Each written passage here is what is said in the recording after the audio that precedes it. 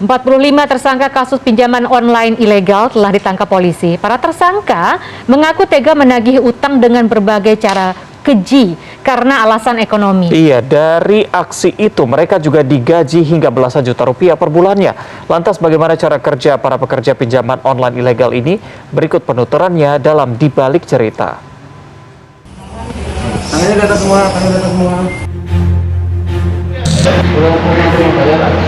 Udah semua tangan ke atas.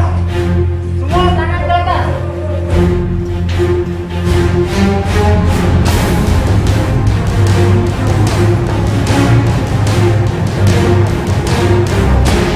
Polri telah menangkap 45 tersangka kasus pinjaman online ilegal dalam kurun waktu sepekan sejak 12 hingga 19 Oktober 2021. Cara kerja para pekerja pinjaman online ilegal yang meresahkan masyarakat ini pun terungkap. Mulai dari melakukan SMS blasting hingga menagih pinjaman yang telah jatuh tempo dengan ancaman kata-kata kasar. Mereka juga menyebarkan data pribadi hingga mengirim pesan berkonten pornografi. Salah satu tersangka, SH, mengaku baru bekerja sebagai debt collector selama 2 pekan. Ia digaji 3,8 juta rupiah per bulan. SH mengaku ia dapat mengakses data nasabah yang tertera di dalam sistem untuk digunakan saat penagihan. Mulai dari foto saat pengajuan pinjaman hingga akses ke kontak telepon nasabah. Itu saya hanya kata-kata peringatan, tapi karena ada tekanan dari atasan, dari perusahaannya, dan dibilang kamu nggak ada gajian kalau nggak ada pembayaran. Jadi jatuhnya kami, saya secara pribadi bertanya, ini bagaimana caranya? Terus bilang ikuti aja teman-teman di samping kamu. Jadi saya lihat teman-teman di samping saya, situ ada yang mengirim KTP, mengirim beginian, film pornografi. Memang di laptop saya juga di komputer PC yang dikasih ke saya sudah ada formatnya di situ juga.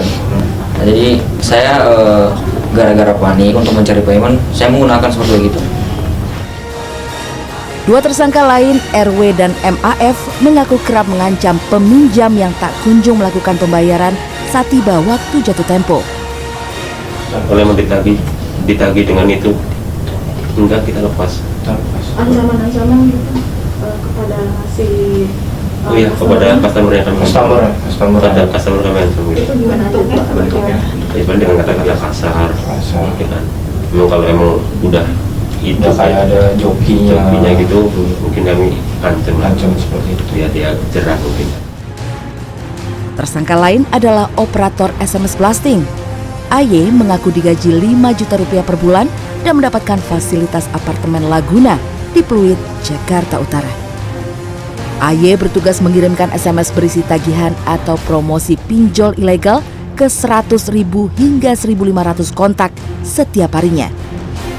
Kita ganti kartu, terus kita melalui aplikasi yang di komputer, beli pulsa, disuruh beli paket SMS, langsung di blast.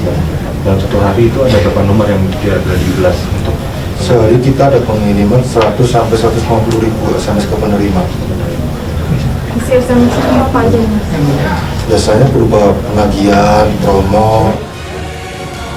Operator lain adalah HH yang digaji 15 juta rupiah per bulan, juga bertugas menyebarkan SMS setiap hari dengan SIM card yang sudah terregistrasi. HH mengaku ia hanya bertugas mengirimkan SMS tanpa tahu isi konten dari SMS tersebut. Hanya mengaktifkan mesin, isi paket dari 8 nomor SIM card yang sudah saya dapat dari atasan sudah terregistrasi dan sudah aktif. Setelah saya mempersiapkan paket-paket tersebut, saya akan menghidupkan laptop dan mesin akan otomatis bergerak dari server yang atas. 45 tersangka yang ditangkap polisi merupakan bagian dari sindikat pinjol ilegal yang tersebar di wilayah Jawa dan Kalimantan. Jadi 45 tersangka itu tentu memiliki peran-peran yang berbeda ya. Mulai dari pendana atau pemodal, kemudian memiliki peran yang melakukan debt collection atau melakukan penagihan. Kemudian ada yang memiliki peran melakukan tindak pidana di luar itu, misalnya di dalam penagihan melakukan pengancaman. Itu itu bisa dikenakan juga pasal pengancaman. Hingga kini, polisi masih terus mendalami peran para tersangka serta mengejar pemilik dan pemodal sindikat pinjaman online. Tika Bedamau, Fordanto Bimantoro, Jakarta.